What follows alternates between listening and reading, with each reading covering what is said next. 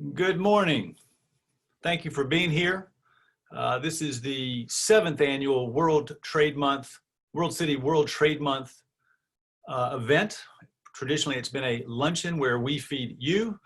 Today, given the circumstance, you with your registration are helping feed people who are newly hungry in the community through Feeding South Florida. Thank you very much for being here. Let me start by thanking our sponsors. Our sponsors are Miami International Airport, Port Everglades, and Trade for America. I want to thank also our partners, World Trade Center Miami, FCBF, Florida Custom Broker and Forwarders Association, as well as the Beacon Council. And as I previously mentioned, our beneficiary today, and we're proud to support our local community, is Feeding South Florida. So again, thank you very much for being here. In the mail, in the next week or so, you're going to get copies of the 2020 version of Miami International Airport trade numbers and the 2020 copy of Port Everglades trade numbers. These are totally redesigned publications. I think you're going to love them. This is a sample page from Miami International Airport trade numbers that looks at how the top 10 exports and top 10 imports fared in 2019. Lots of great information, and as you look through these publications, I think you're going to find a whole lot of great information like that. Today we're going to have a great panel discussion. We've got, I feel very fortunate that we've got these terrific panelists who agreed to speak. From New York, we have Jose Rasco, who's the Managing Director and Head of Investment Strategy at HSBC. We have Romaine Seguin, who's the President of Global Freight Forwarding at UPS, and maybe a familiar face to some of us here. Bill Lane, the Executive Director for Trade for America, and JP Emond, the Chief Operating Officer and co-founder of the Illuminate Group. A very distinguished panel. A little bit about me, some of you know me, but I contribute to Forbes.com regularly on trade 5 times a month. I'm a member of the Federal Reserve's Trade and Transportation Advisory Board. We obviously have a USTradeNumbers.com website with millions and millions of data sets available weekly, or generally weekly. I release a Trade Matters video, and I speak around the country on trade to Fortune 500 companies and other organizations. I thought what I would do today is talk about the first trade data that has become available, and that will show the impact of the coronavirus on the global economy and on trade. And that's the March data. There's a lag in the release of the data, but we got the March data. Next week we'll have the April data, but we got the March data for now. And so here's what I did is looked at March of 2020 this year, and I compared it to March of 2019 rather than comparing it to February of 2020. I wanted to look at the same month and see what it showed. And what you can see here is our 3 leading ports here: MIA, Port Everglades, and Port Miami. And you'll notice 2 things from this little grid that are interesting. First of all, you see a lot of negative signs, and that's not surprising. But you see one positive sign, and that's for MIA, up 3% on the import side. And then you'll also notice at Port Miami, you have the negative numbers are a little higher. And part of that, a good bit of that, is going to be because Port Miami's trade is more dependent on China than the other 2. And so what happened in February and March is you had this shift from China being shut down to the US being shut down. And so that's going to have an impact on on Port Miami in particular, but also some impact on MIA. Port Everglades trade is more of a north-south trade than the other 2. So let's look at each of those ports specifically. We'll start with MIA. So I'll do some good news and some bad news. How about that? So first, computer chip exports were up 42%. And then look at the next 3. Look at those next 3. So what's going on there with those kind of big jumps? Well, as many of you know, or some of you know, MIA has, over the last several years, worked very hard to become a pharma hub. And as part of that, that's going to mean importing and exporting all sorts of chemicals and medicals, pharmaceuticals, and so forth. And you can see that there in the heterocyclic compounds, the hormones, the steroids, and so forth. Now, dropping down to the bad news, and you'll see some repeats here as I go through this: cell phones and printers down significantly, and jewelry and parts. On most of the exports you're going to see from MIA, as well as Port Miami and Port Everglades, most of those are going to, of course, go to Latin America, including Mexico and the Caribbean. So what you see, the jewelry and parts might be a slightly different story. I haven't looked at that detail yet. Some of that may be intended for the cruise industry, which also, obviously, as we all know, is getting affected significantly. If we look at the imports now for MIA, we'll again do the good news and bad news. So I put this in the first one, gold, in the good news category, but it's sort of really bad news. When the value of gold being imported into MIA goes up, it usually means bad things are happening. That's because the financial sector likes to buy gold in bad times. Gold is, I guess, believed to be safer than cash under your pillow. So you see gold has doubled when compared to last year at the same time. And again, look at the next two and look at the jumps, those same heterocyclic compounds. And those are used to manufacture pharmaceuticals. And the vaccines and plasma category also significant. Now, looking at the bad news, you see some repeats. You see technology, you see cell phones and computers. And there's also a drop in fish. This is not the fillets. MIA leads the nation in import of fish fillets, largely from Chile, but is also an important importer of fish, and those are down about 30%. My guess is that's going to be, could be either on the supply side or the demand side, and I have a feeling JP, one of our speakers, will get into that later in the discussion. Let's skip ahead now to Port Everglades. So on the export side, there's still a brisk demand for yachts in the month of March compared to last year. TVs and computer monitors and tractors, also big swing on the imports of tractors. I looked at those, and those have been doing well for the last 1, 2, and 5 years, those three categories. On the bad news, you're going to see some familiar commodities. You're going to see cell phones down 51% and printers down 30%. The middle one there, cotton. Cotton is an interesting one. Cotton is down 40%, sorry.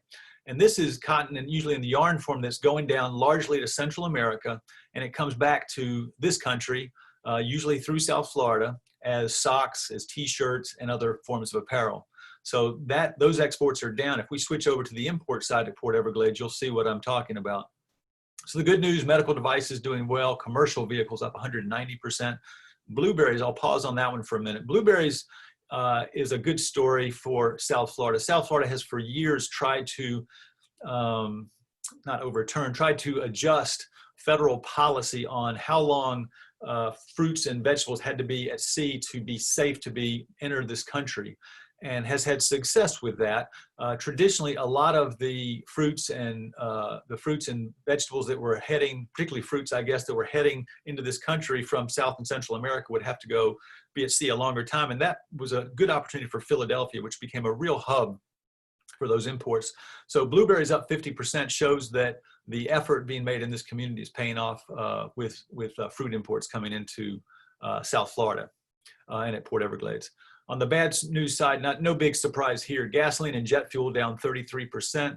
That's going to be a combination of a greatly reduced demand, obviously at MIA, where the jet fuel there comes from through Port Everglades, and then all of us are driving less than we have historically in the last 3 months. And now look at the t-shirts and sweaters, as I mentioned. So the cotton going out is down. The t-shirts and sweaters coming in are down as well. So no surprise there. Let's look at Port Miami. So Port Miami, the cotton yarn exports is actually up. My theory is there might have been a little bit of a shift between the two seaports or something to account for that. Computers up slightly and medical equipment up slightly. But again, the percentages there are not as big as some of the others. But still, the good news, when you can get good news, you'll take it these days, right? On the bad news side, you can see motor vehicle parts, computer parts, and again, cell phones. So cell phones down 61%. Computer parts and motor vehicle parts are obviously generally can be either to repair or to be part of a new vehicle. So the fact that those are down is not a good sign. And again, most of those are going to be heading south from here. So not a good sign for that economy. On the import side, you got power supplies booming, you got coffee booming, and you got perfume booming. I sort of joked that maybe this is in preparation for the hurricane season, which is right upon us now. But those three doing very, very well. Perfumes probably also have a role in the duty-free business and the cruise industry, airport, and so forth. On the bad news side, this is going to be where you see the impact of China. Furniture down 34% in the economy. Furniture down 34%, seats down 44%, and cell phones, again, 51% decline in the imports of cell phones. So that sort of wraps up my presentation on the first data. So what we'll do from here is, if you have questions, you can, at the bottom of your screen, you should see the Q&A button. You can click there and start asking questions if you want. We're going to hold the questions till after the panel discussion, though, and let everybody sort of jump in. But I would say as you have questions, enter them in and get it going. So at this point, I'd like to turn it over to Jose Rasco, Managing Director and Head of Investment Strategy for HSBC. I'll note that his commentaries appeared in the Wall Street Journal, New York Times, Fortune, CNBC, BBC Radio, and CNN Espanol. I'm going to presume you've heard of those media outlets. So this is the caliber of speaker he's going to be and the knowledge he has. Before we let Jose go, however, we're going to do a quick, he's going to talk about the obvious things you would expect. He's going to talk about Latin America, unemployment, and the role of trade and all this. But before we do, we've got a series of polls before each speaker that we're going to ask you to take part in. We're going to give you about a minute, and just take a minute to answer these. With Jose, I believe it's 4 questions. The first 2 have to do with Latin America, how you believe it is, where you perceive it to be now, and where you perceive it to be in 6 months. And then the next 2 or 3 are going to be the U.S. unemployment picture. So I see your responses starting to come in. So take about another 30 seconds. So, and we'll get to Jose in just a second. And I think Jose will probably find it somewhat instructive to hear what you have to say. And we'll put the results of your polls, these polls, on the screen here when we close the poll in just about, we're going to close the poll in about 10 seconds. So hopefully you get those responses in pretty quickly here.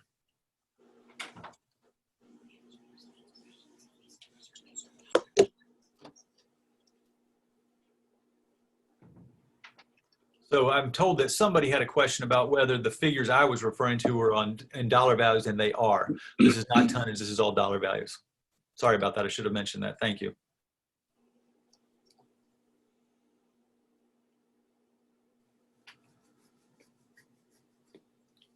Everybody's in who wants to be in? We'll give it another 5 or 10 seconds. You got it? Let's see what we got here. Okay, so Jose, here's who you're dealing with today. This tells you about how they're feeling. They think Latin America is doing below average now, 55%. But there's a little bit more optimistic about 6 months. That drops to 35%. Still not a lot of excellent movement there or anything, but in fact, the poor actually. And then on the U.S. unemployment, there's a projection it's going to peak at more than 25%. And they think within a year, they think it'll be below 10%. So, Jose, I'm going to open it up to you and let you run with it and tell us what's going on in Latin America, what's going on with unemployment and everything. Thank you, Jose. Thank you, Ken. Yeah, an awful lot going on in terms of Latin America and the U.S., obviously. And as you know, President Trump recently cut travel from Brazil. So, our view in terms of Latin America is that the economy in Latin America is going to have a pretty deep recession this year, down 3.7%. Clearly, Brazil and Mexico, and talking to clients in both countries, it seems that, unfortunately, COVID is extracting a toll that is very severe, and that they seem to be behind the curve in terms of where the U.S. is and other countries are in terms of quarantines or shutdowns and controlling the disease. So that's going to be a factor in anything we talk about, obviously. Our economics team in Latin America, like I said, views them having a recession of 3.7%. The hardest hit from our economics team's perspective is Mexico, where we expect to see a recession this year of 4.5%. And Argentina, Argentina is the hardest hit, down 6.1%. And then Mexico with 4.5% decline. Brazil, a 2.7% decline. So I think what we're looking at here is regionally, we expect to see some weakness in the region for a variety of reasons. Number one is COVID-19 and how it spreads through the economy and what effects government policy has on the local economy. Number two is the recession we're seeing in China, and clearly the recession we're seeing in the U.S. So I think it's important to keep in mind, these are all countries that do a great deal of trade, as you all know, with those two countries in particular. So recessions in one of those countries has an effect. Recession in two of those countries has a very dramatic effect. That said, as we do in the U.S. and in China, We do believe that this is a deep recession, but it's an event-led recession. So as a result, we think that we will see the economy rebound pretty quickly in terms of the years, I should say, not in terms of quarters, but in terms of the years. So you know, if you look at what we're doing in the U.S. and part of what they did in China was it was a phased rollout, right? So we're allowing different sectors to participate in the economy once again in phases. And that means by definition that this is going to take a little longer than people thought. So the concept of a V-shaped recovery seems hard to fathom. So what we're looking at is, you know, U.S. second quarter being down as much as maybe 45% in GDP terms.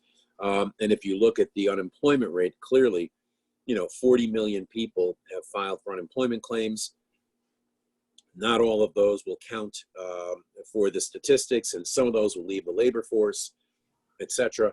But you will see that the unemployment rate could easily top 25% in the next month. So I think that is a factor as well, because I think economic activity in the U.S. still has not bottomed. And we're going to continue to see the weak data we saw from last month. Now, as we head into June, we're going to see the May data. And the May data may not be as weak as the April data, but it won't be a hell of a lot better, at least on the employment side.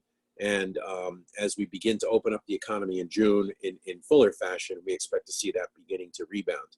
Keep in mind, I think as you look forward, the one thing we want to focus on is in Latin America and in the US, we don't want to focus on the last war, right? So from our perspective, we're trying to take into account what are clients doing and what are citizens doing as they begin to prepare for the economy after COVID-19. And that's a big assumption.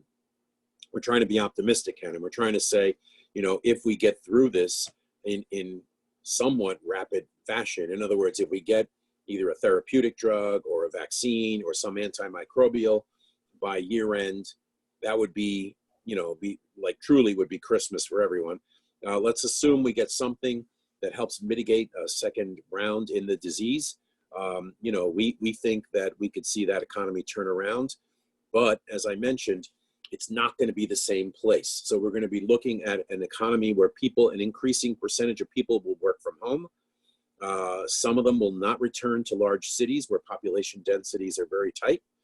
We're already seeing people migrate away from large cities like LA and New York to smaller cities, to second tier cities. So that could be something that could benefit other parts of the country. And I think you need, especially in the world of small business, you're seeing a tremendous amount of innovation, tremendous, where people are saying, you know, if I was in the alcohol business, you know, I can clearly shift my production and make you know, some sort of liquid that helps, you know, disinfectant liquids, right? Or hand sanitizers or whatever. So we're seeing a lot of that. I think if you look at what gets us out of this, we think that what gets us out of this is a couple of key themes. Theme number one is interest rates are basically at zero. In certain parts of the world, they're negative. So clearly interest rate sensitive sectors should do well as the economy begins to reopen, and hopefully job loss becomes job gain at some point in the second half of the year. So as people begin to get new jobs and they have wages coming in again and interest rates are near zero, housing should do well as we progress through the business cycle, right? Housing, and then we also see autos doing well. And then last but not least, consumer durables. So I think those three interest rate sensitive sectors should do well. In addition, looking at the two sectors that have helped lead us out of this, you know, in terms of the equity markets at least, have been technology and healthcare. And we continue to see very strong demand for those products. And we expect that those two sectors in particular will help lead us out, not just in the US, but in China as well. And I think that's going to be the case in a lot of countries. So what happens to global trade with those two sectors? I think you'll begin to see a shift, however, especially in the US, where we're seeing a desire to reinvigorate the onshoring movement, the re-onshoring as it's being called. So if we're going to bring supply chain back home, will that have an effect in terms of long-term prices for supply chain? Will things be more expensive? Will component pieces be more expensive? Maybe, but people want the security of knowing they can get it without having issues. So that could shift supply chain. It could shift, obviously, it could shift trade patterns. And so that's another thing that we're keeping an eye on. So the re-onshoring, especially in some of these sectors like technology, we expect to see that continue to evolve. The other themes that we're very focused on are, as I mentioned, technology and healthcare. The third one is especially in emerging markets like Brazil, Mexico, and China, is increasing consumerism. We're seeing a good deal of effort underway to try to increase consumer spending and to provide a better environment for the consumer in those countries. In China and Asia, for example, we're seeing that's a twofold approach. Number one is we're seeing the expansion of wealth is dramatic in China and Asia. So it's growing at double the rate you're seeing anywhere else in the world for the next 10 years. And then the expansion of that middle class, which is really key. And the same is true in countries like Brazil and Mexico. We need to see per capita incomes continue to rise over the next decade.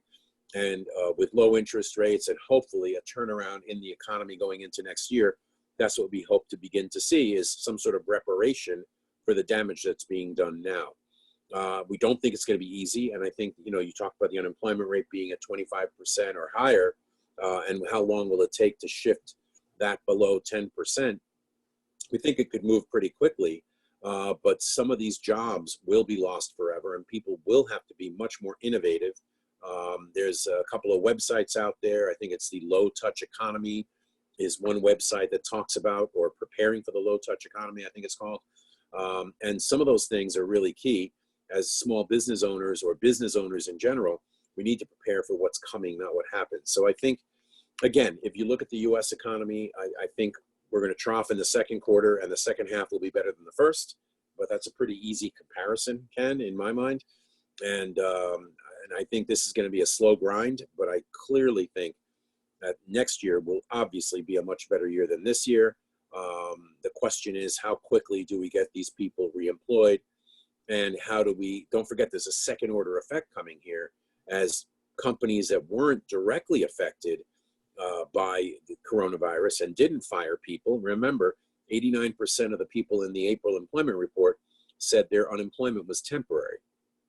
As that unemployment becomes permanent in certain sectors, and as other people begin to fire because of lack of demand, right, that's going to be a problem. It's going to delay the response and the turnaround. So I think that's the concern we've got, where we could see weak data going into June. But after that, we think government stimulus continues in the US and China. That should help stabilize global trade flows. And as a result, you know, we think that could actually look a little better as we go into next year. So I'm going to stop there because I know Great. I'm at my time limit. So Jose, yep. So Jose, that made me feel a little better. There was some optimism in there, and that's we could all use some of these days. So I appreciate that very much. Our next panelist can sort of pick up where you left off a little bit in talking about some of these supply chain issues. That's Romaine Seguin, who's the president of Global Freight Forwarding at UPS. Before that, as many of us know, she was the president of UPS Americas, stationed in the greatest city in the world, Miami, and was before that chief operating officer for Europe, Middle East and Africa. So she's had quite the career with UPS, started there in 1983 when she was 4 years old. And I think I have this right, started in the back of the truck. So she's worked her way up to one of the leading roles at one of the leading companies in the world. She's serves as the board member for the World Women's President Organization and has won numerous awards over her time. We've got a poll that we'll put up now to let you take a minute to answer these questions that'll help Romaine in her presentation. So take just a minute to answer those questions. We see that we have some questions in the Q&A, so I remind you if you have questions for Jose or for me, feel free to put them in the Q&A area, and we'll make sure we get to those toward the end of the presentation. So these are about e-commerce to some extent, whether you've ordered more and have you had to wait. And then the third question is the one that's kind of the interesting question, is because it gets to this question that Jose was broaching on, is wait time, or would you rather wait or pay more, kind of a question. So, or will technology take care of that? So I see the answers coming in nicely. We'll wait for another 10 or 15 seconds before we let Romaine go. Romaine comes to us from Atlanta, where she now lives. She most nights goes to bed crying that she's not in Miami, but she's doing the very best she can.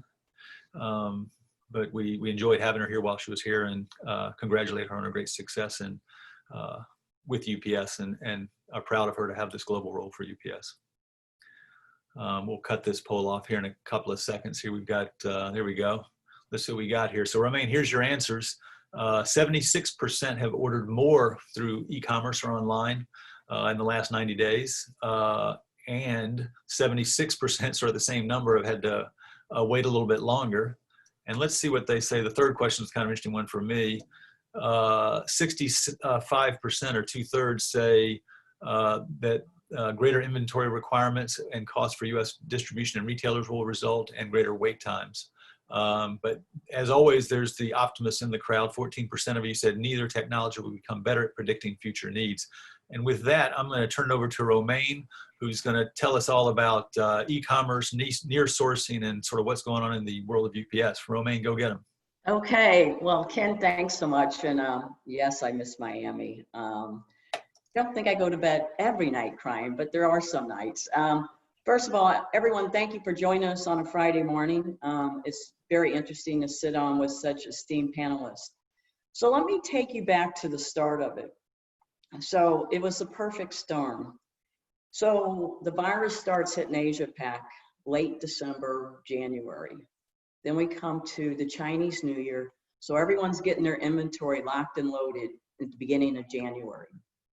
Last day is January 24th, and then Chinese New Year starts the 25th. Well, they already announced they're going to extend the New Year for 2 weeks because of the virus. And then Asia Pac started shutting down. Manufacturing started shutting down, all in February.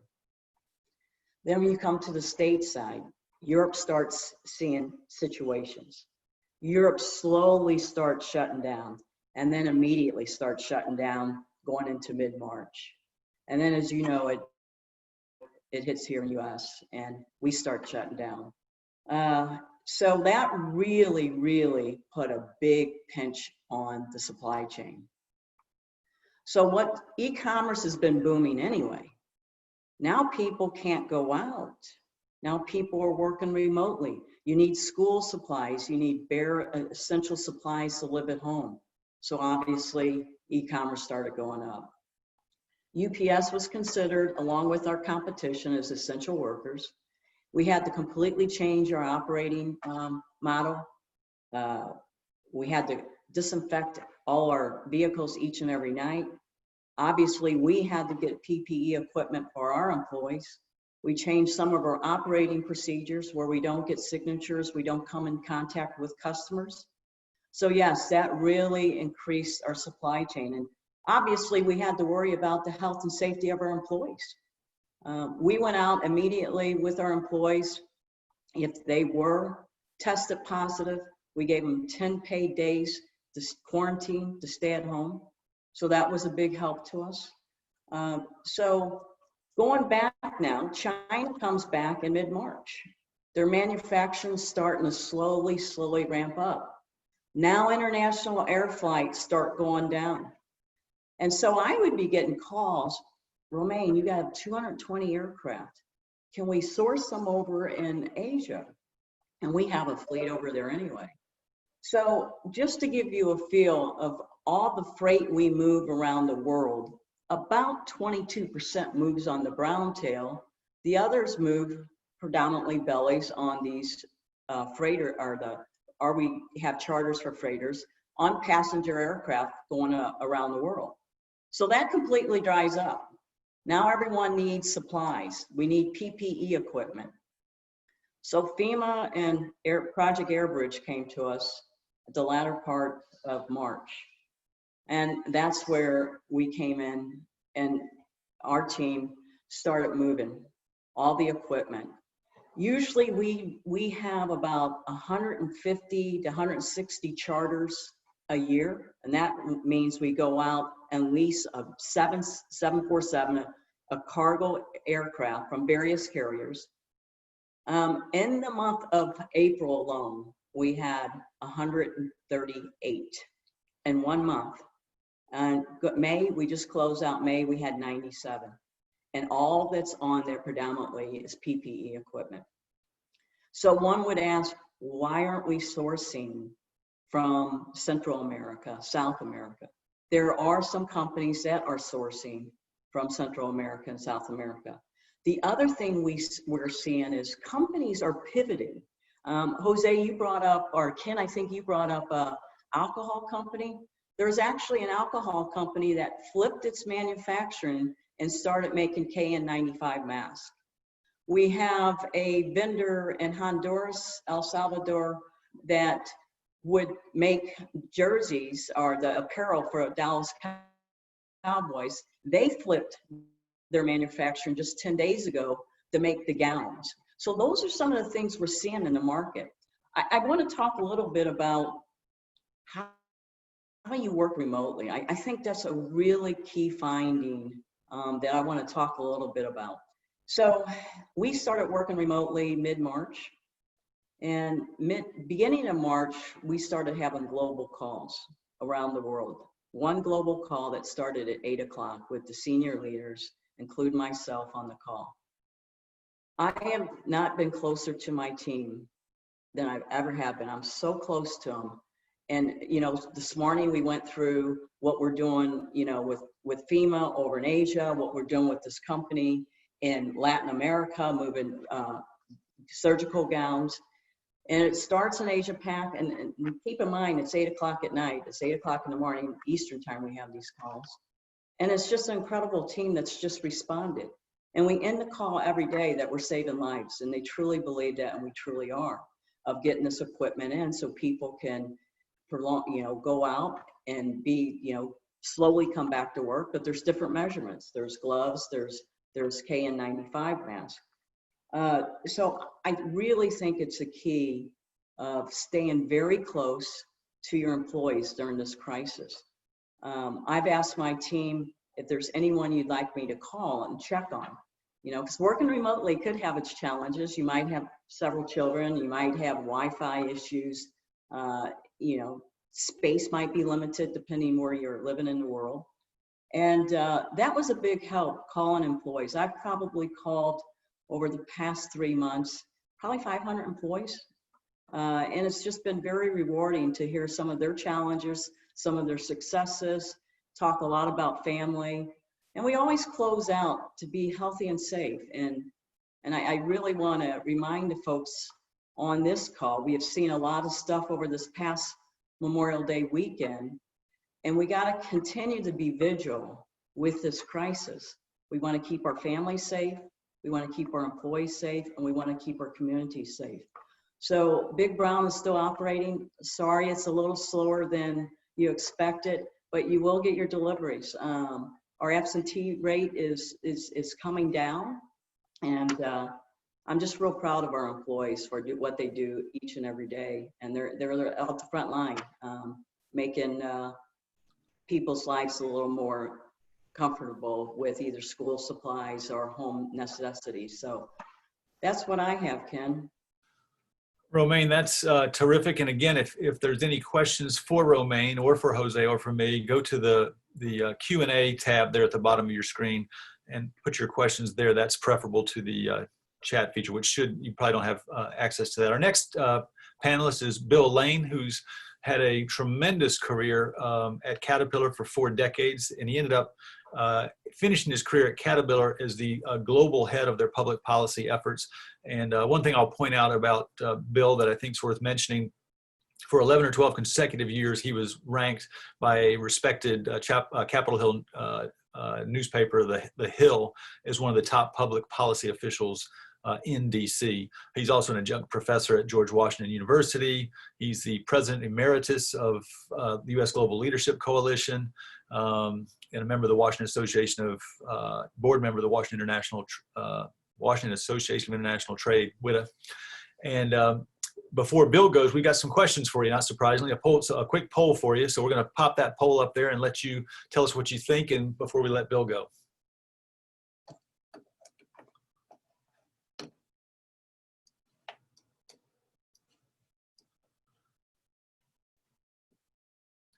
And these questions deal a lot with supply chain, some of the things that Romaine was talking about, and some of the things that Jose was talking about as well.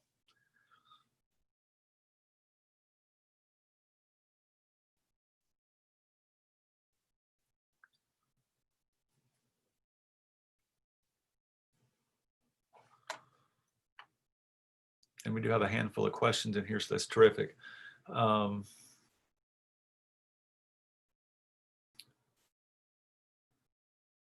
Boy, either there was a bit of a delay here or these are tougher questions to answer. We're taking a little bit of time. We're gonna give you a little extra time on these. The first one is healthcare in general, and the second one is just overall, you know, is it a better idea to bring those supply chains back? Is it a better idea to seek more global diversity, or to leave things as they are? And by the way, when we're done, I can get back into some of these trade statistics and tell you a little bit about where some of these, particularly these pharma products and biologics products, are coming and going from. Sort of interesting there as well.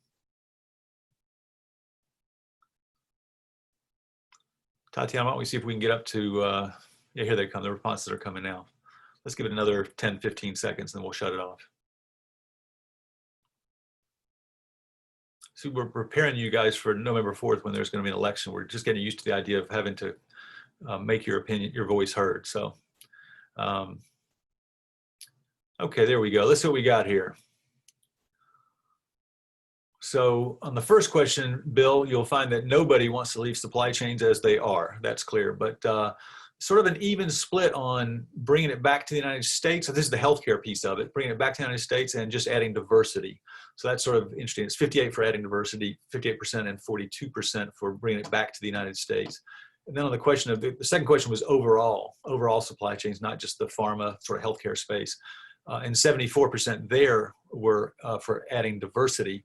So that's kind of, there you see the split when it comes to these healthcare products. And that's not surprising. We're in the middle of a pandemic. We want those supplies close at hand. And then if all manufacturing and supply chains are diversified, return to the United States, do you believe overall costs would increase? And 82% of you say they would increase. And more and better jobs, fairly even split on all across the United States, in parts of the United States, and few parts of the United States. And 3%, I'm sorry, said in no parts of the United States. In terms of price increases, would you accept greater price increases? More than half said they'd take up to a 4 to 7% price increase. So Bill, you got the pulse of your audience here. So why don't you give us some sense of what's going on in the Washington Beltway and where from here, if you're ready for us, Bill.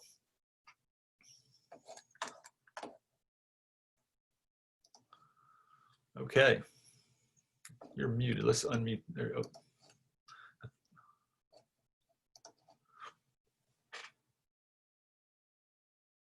You're still muted, Bill, so let's see if we can figure out. How about now? There you go. There you go. Bill Lane, go get him. Are we in good shape? Okay. First of all, let me just say thanks a lot. I grew up in Miami, and remember in the early 80s, early 60s, when Miami officially hit 1 million people, or Dade County did. And everyone was saying how now Miami will always be the epicenter of Western Hemisphere trade. And it actually turned out to be that way. And what I also like about dealing with Miami is, you know, at one level, and Ken does a phenomenal job on this, you focus on the trade flows coming into the seaports and the airport. But the other thing is, your biggest trade commodity in many ways is international tourists. And so it's the service sector that seems to drive the economy.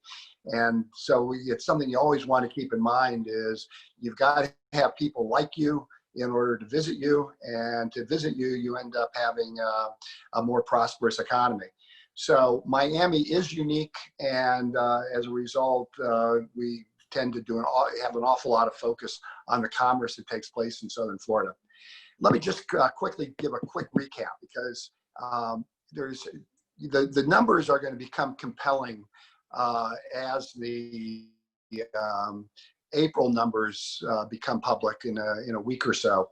But before that, we've really been having 3 different types of trade events. I hate using the word trade war, but that's clearly what has happened as far as the rhetoric in the media and among our politicians. The first one is the one you really don't hear a whole heck of a lot, and that's where the government or special interests or injured parties have used trade law legitimately to restrict trade. And that started early in the administration. We used something called a 201 or a safeguard mechanism to put tariffs on solar panels coming in from Asia and washing machines and coming in from Korea and what have you. And you may not like the fact that there's tariffs in place, but we're not breaking the rules in order to put them in place. I mean, the various rules-based vehicles that we have, they're legitimate and they were used. You can make the case they've been counterproductive, but it's still in the realm of the normal. And then you have what occurred later on, primarily with steel and aluminum, but then it went on to include, auto parts and nails and things of that sort. And that was where we said trade with various countries were a threat, or imports of these products were threats to the national security. And this goes back to a Korean War statute, which was then reauthorized during the Cuban Missile Crisis. And we targeted actually our closest allies. So, even at the time we were renegotiating NAFTA, we targeted Canada, we targeted Germany and the UK and Japan. And a lot of those tariffs are still in place. They're not as far as Canada and Mexico are concerned, but people have just accepted them. The steel industries still are supporting the 25% tariff on steel. The steel using industries don't like it, but they're not making a big deal about it because overall demand has dropped, which has sort of mitigated some of the price increases. But whether you're an auto manufacturer, a construction equipment manufacturer, or an ag equipment manufacturer, clearly you're being impacted by it. But no one's making a big, excuse expression, stink about it because there's political ramifications, and it's better just to, go along to get along, if you will. And then there's China. And we've had I guess you really do have to call it a trade war with China for the last 2 years, a little bit over the last 2 years. There's a couple of aspects to this that I think warrant focus, and it's clearly going to be an election issue. I do not believe anyone is going to be running ads saying, hi, I'm Congressman so-and-so, and I'm glad we put a tariff on Scotch whiskey coming in from the UK. Or I think it's terrific that it's now more expensive to buy French wine or Italian cheese. And that was all a result of the WTO action dealing with Airbus and Boeing. But there's a lot of tariffs that are out there that when they do poll, they find that Americans are generally more pro-trade than they've been in a long time. The exception is China. And China has always been one of our, it's the trade deficit with China overwhelms any other trade deficit that we have. Interestingly, the one exception is we actually have a sizable trade surplus with Hong Kong. And as that becomes more and more in the news, it's something to keep in mind. But it's still only like 15% of the trade deficit that we have with mainland China or communist China or whatever we want to call it these days. But the point is that is becoming a clear election issue. And when we talk about supply chains, when we talk about bringing back medical equipment and medical supplies from foreign sources, primarily people are focusing on China. China, a lot of our generic drugs, a lot of our medical supplies were coming in from China. Interestingly, we had tariffs and we still have tariffs on some of those products coming in, but clearly where we are right now is that there's a belief, and I think we saw this in the poll, that people are willing to pay more to reduce the risk associated with China. I would also add that there's going to be some complicating issues as we move forward. So as we could increase the tension on trade with China, it's also the probably only major economy that could see robust economic growth in the second half of this year.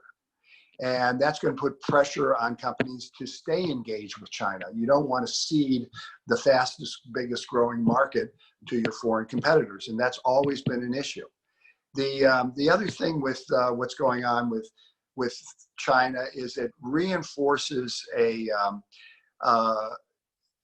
it's not a notion, it's a reality. People invested in China for good reasons. It was inexpensive. China focused on education. They were serious about infrastructure. And if you've ever visited a Chinese factory, people work, and they work hard in those factories. So there's a built-in economic reason why they invested in China.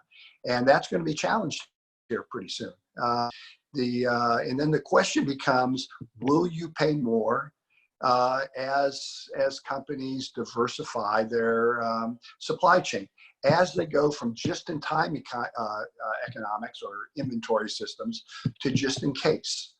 And I just need to remind people, it's easy to say you're willing to do that, and you are willing to do that at first, but eventually, whatever the reason was for doing it in the first place wears off. You vote every day when you go to the Walmarts or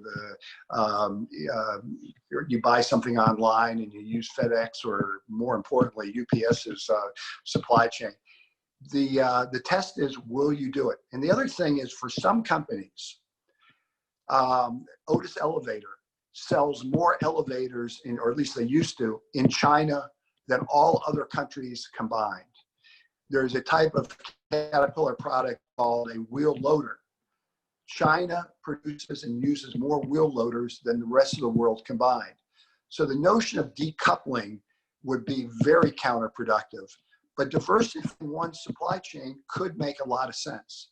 It's just that you have to make sure that your customers are willing to pay more. So as we migrate from just-in-time to an element of just-in-case inventory systems, there's going to be a cost with that, but there's also going to be a reduction. There's going to be some risk mitigation that goes with it. So that's really where we stand. There will be ads. There are ads on China all the time. But as far as the other aspects of trade, my notion is that whether you're Republican or Democrat, you're not going to be talking about how you're driving up the cost of Scotch whiskey or French wine or nails from the UK.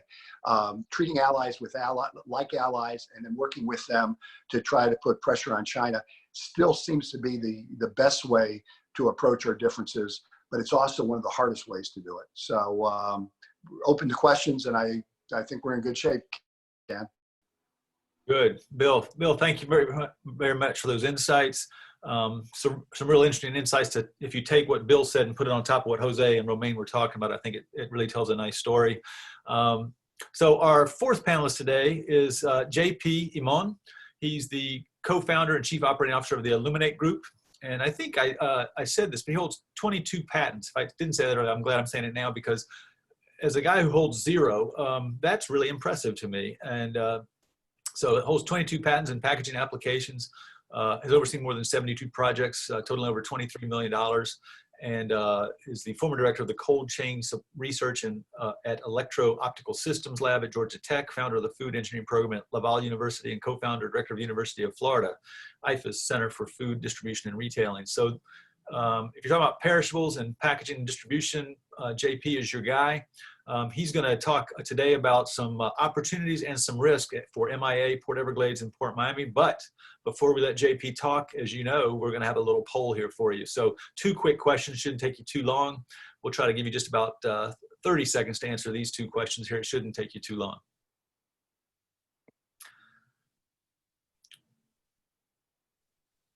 And then after JP finishes, we'll go to the question and answer period.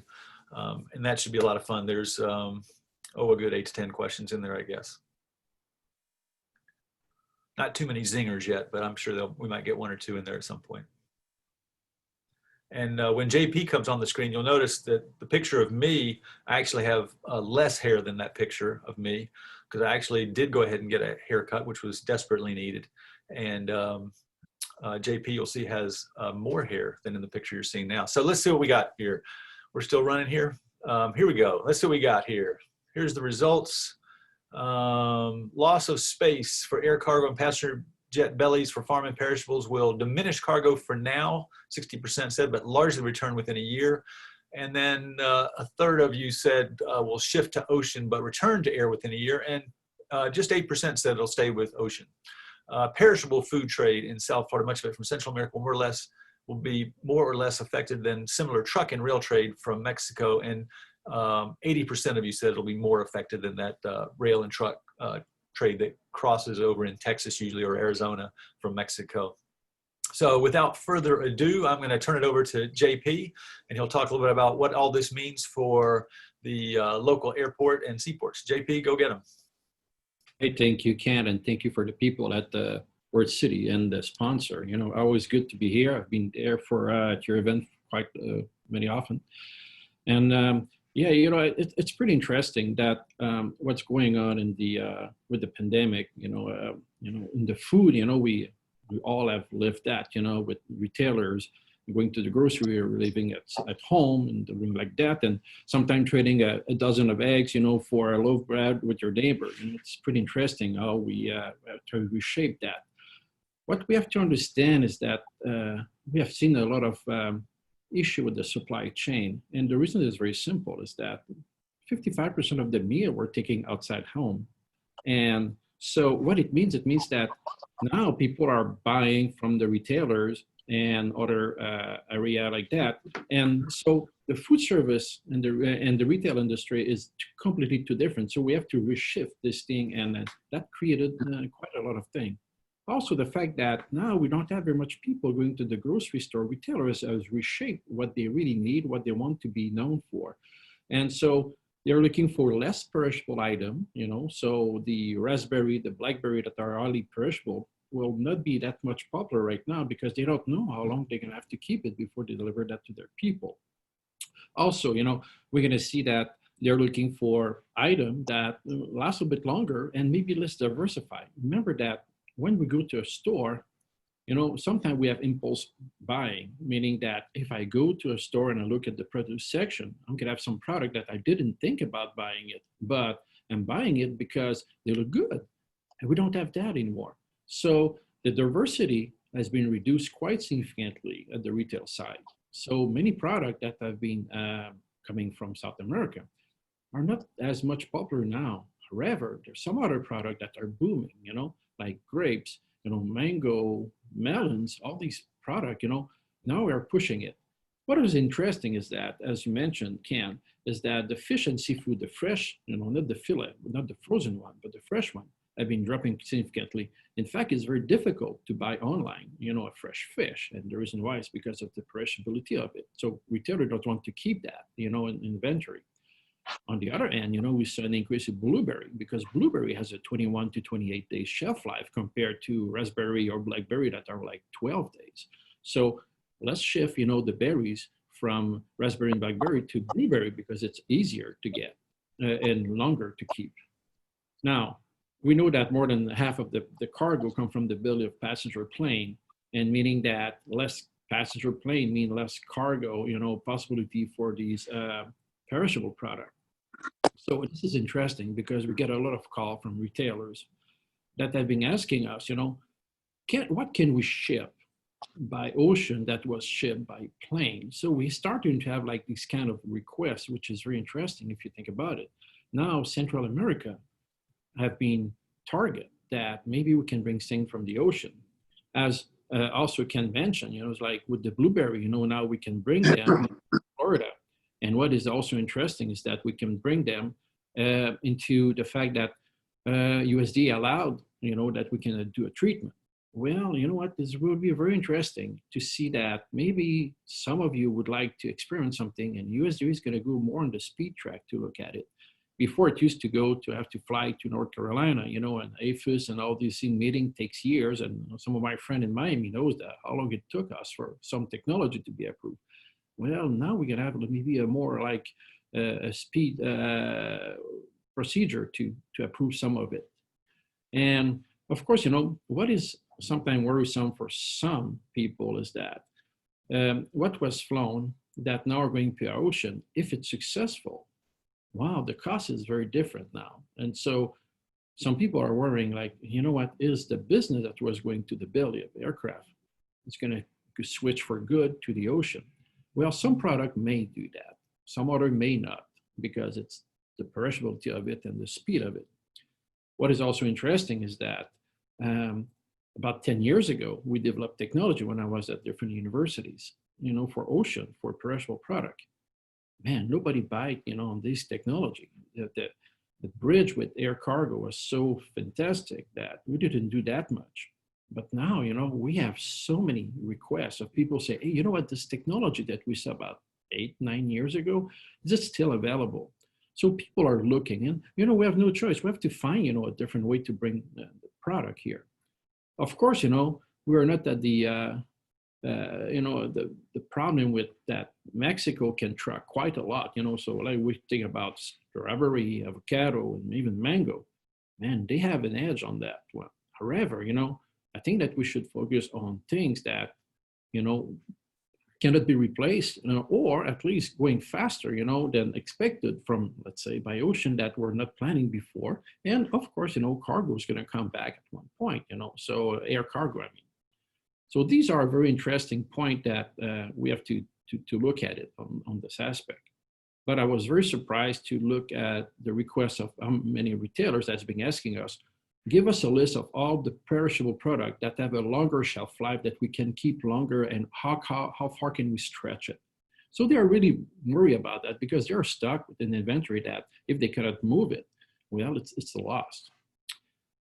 All right, so the pandemic also have been pretty interesting on the pharma side. I always love to go to Miami and work with many of these people about the pharma side. Remember that we talked many years that, having a hub for pharma in Miami would be pretty advantageous for, and look at it, we're going to have probably a vaccine, hopefully, by the end of the year, or maybe multiple vaccine, or maybe mid-winter next week. Well, we're going to have to ship these vaccines, and on the top of regular drug that people need anyway, these other illnesses don't go away, And so what we're going to have to do is that we're going to have to look at the supply chain, and how can we position ourselves as a hub that, and I think that has great potential. If these vaccines are coming by the end of the year or beginning of the next year, it means that it's going to be December, January, February, March. Well, the East Coast is not a great place to start to have like regular flight that has not been delayed by weather. When Miami, it's out of the hurricane season, everything is fine, for that. And don't forget, South America also is going to have the supply. We saw that, already on some of the statistics that Ken was explaining, that, we see much more movement where we can see raw product, but also finished product. And, when it's going to be time for a vaccine, there's not a lot of places that can bottle and pack, and after that we have to ship that. Of course, there's some movement sometimes between US and Europe or other places where we send the bulk product and come back as in vial or in pre-filled syringe. So they're working very much on that. So what will be interesting is to say, can we go ahead and already prepare to offer something that not a lot of people have been working on right now, the supply chain. And we hear that all the time on TV, supply chain. Well, this thing's going to be very disruptive. If I have to ship million and million of vaccine, and at the same time that I have to take care of the same drug that people need every day, well, this is where we have to put already an effort and say, how can we prepare, and what can we offer? And I think that South Florida is extremely well positioned, not only for South America on that aspect, but also for, Europe and other places in the world. Because first, it's well run. It also has a lot of bridges, air bridges, and we can also even think about ocean.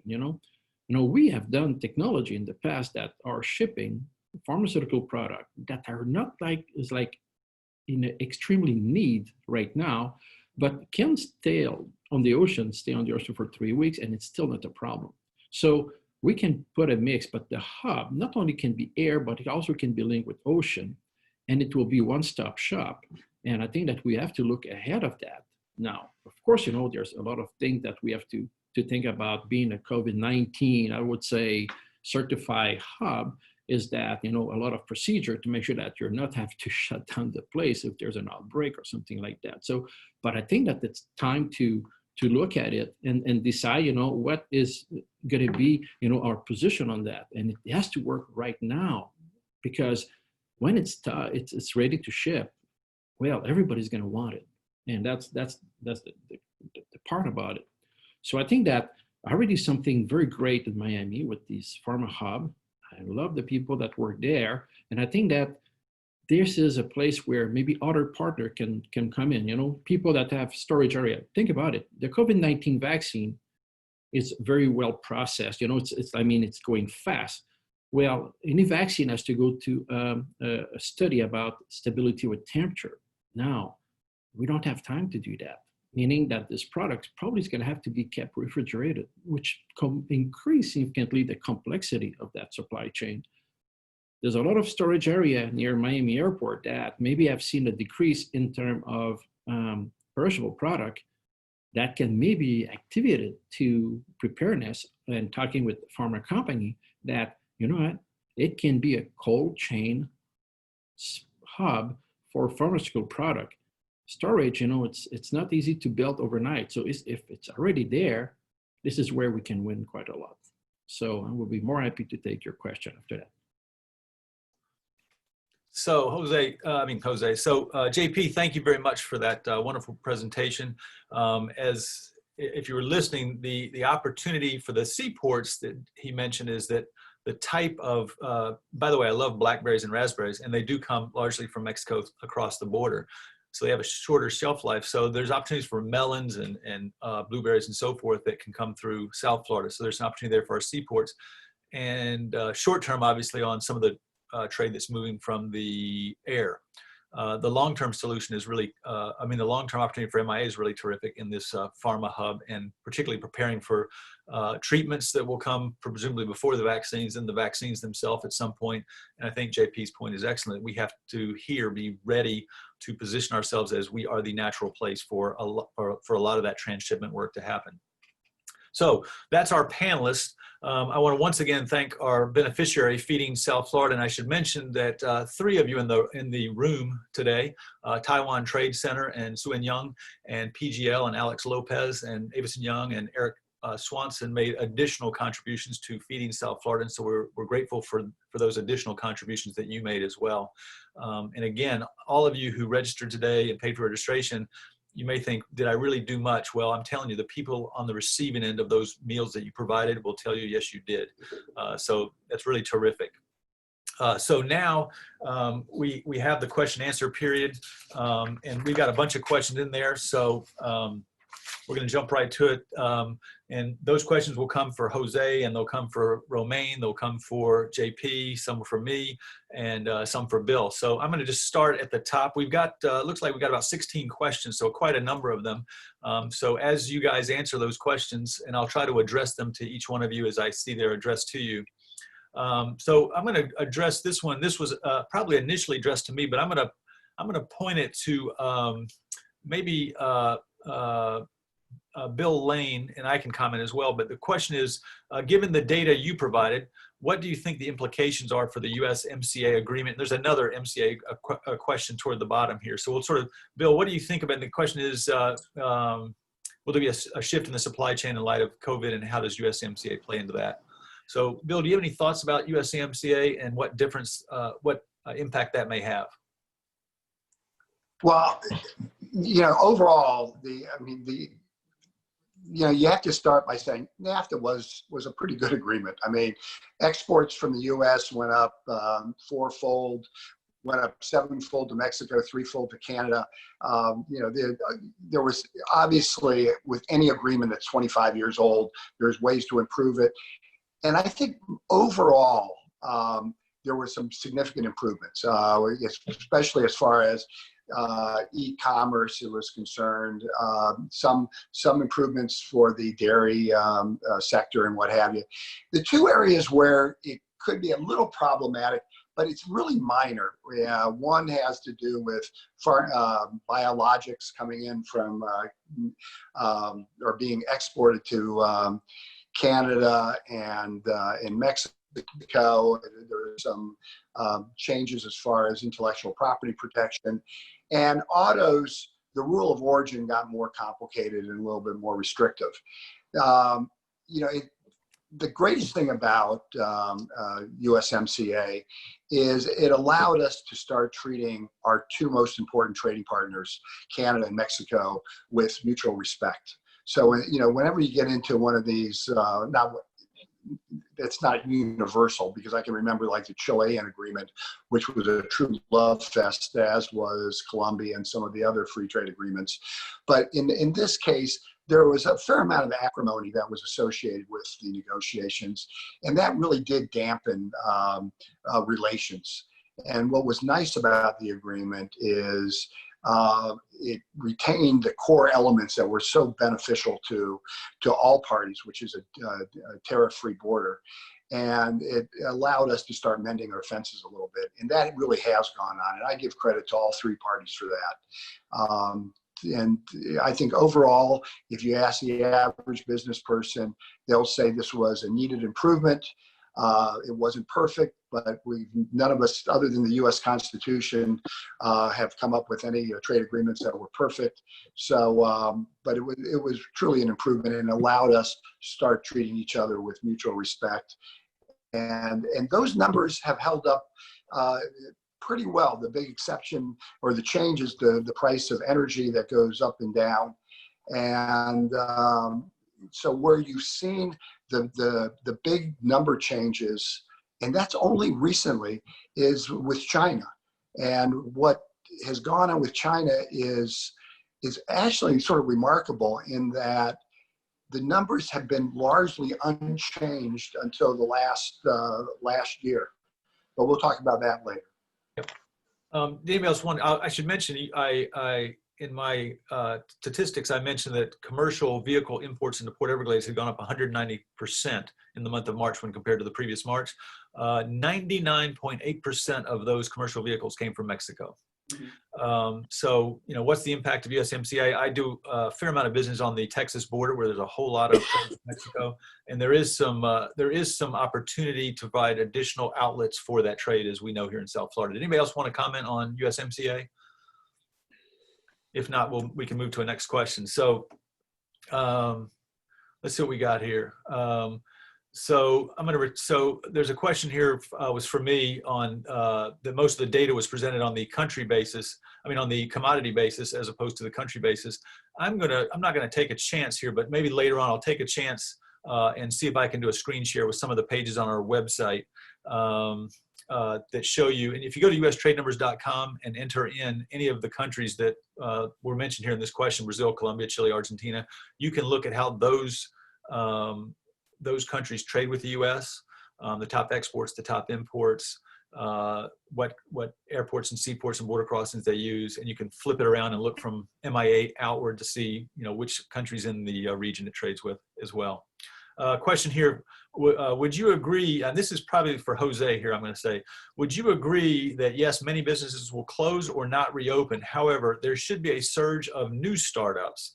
So many jobs will shift from existing businesses to new businesses. Any thoughts there, Jose, on so often in tough economies, you see a lot of new businesses start up. And a related question for you, let me see if I can find it here. Somebody was asking about what do you call them, no touch or low touch, I think you called them. Let me see if I can find that question. There's a low touch question. If you want to go ahead go ahead, Jose. Well, first of all, I'm a big believer in the Schumpeter's model of creative destruction, and we've seen it in prior business cycles, in particular when you have technology involved. And I think we're going to see an awful lot of automation and technology coming out of this. Logistics, automation, technology are going to be used heavily, not just in manufacturing, and services as well. You're going to go to restaurants and other places that are going to have far less people and far more automation involved. and it'll be a lot of that contactless delivery that people have been talking about on TV. It won't be just for pizzas anymore. It'll be for many other products as well. And I think that's really key. And so therefore robotics and automation are a key theme for us as we go forward. And what happens to the businesses that die? Remember, people love to bemoan the loss of jobs due to technology. In the last business cycle, which ended a couple of months ago, we had lost about 300 something thousand jobs. I think it's like 350,000 jobs to in the retail and wholesale marketplace because of technology. And everybody talked about the Amazon effect. What people don't recognize is that over 1.2 million jobs were created in shipping, logistics, transportation, warehousing, etc. So the shifting business model did destroy jobs, but it created an awful lot more jobs than were destroyed. And I think we're going to see the same thing here, where through the use of technology, some of these sectors will become more productive and employ less people, but you will see new jobs arising out of this. Friends of mine, for example, locally who are in the restaurant business, not employing as many people in the facility maybe, but certainly talking about doing more in terms of catering, doing more in terms of delivery of food. So there's all kinds of things you can do. And I think you will see that innovation, not just in restaurants, but in all kinds of facilities as we go forward. And that'll create employment and new business models. And more importantly, I think we're at the beginning, and we've forgotten this because of COVID and how horrific the COVID experience has been. We are at the beginning, Ken, of a technology super cycle.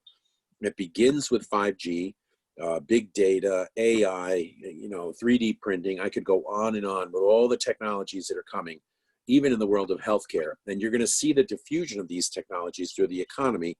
And as a result, that convergence of technologies is going to create a lot of productivity and a lot of growth opportunities. And people will be able to create their own jobs in this more mobile economy. Yeah, I think that's what they always say, a hungry man learns to fish, right? What about anything more on the low touch? There are jobs that come to mind in low touch economy. It looks like Bill's going to jump in, but Jose, before any other low touch economy jobs you're seeing, then I'll let Bill jump in if it looks like you want to. Yeah, sure. No, I think that's definitely not going to go anywhere. I think that's going to stay with us, which is what I'm trying to say. I'm sorry. Clearly, there's the risk of a second round of COVID in the winter. But there are certainly other biological forces at play. And you've seen a lot of scientists over the last couple of days say that COVID is just the beginning of what they expect to be an ever-present war in the biological space. So that kind of new business model is probably here to stay. So I don't think that's going to change. And I think it presents opportunity for a lot of people, so it's just a question of finding the right niche, finding the right partners, and then going forward. So.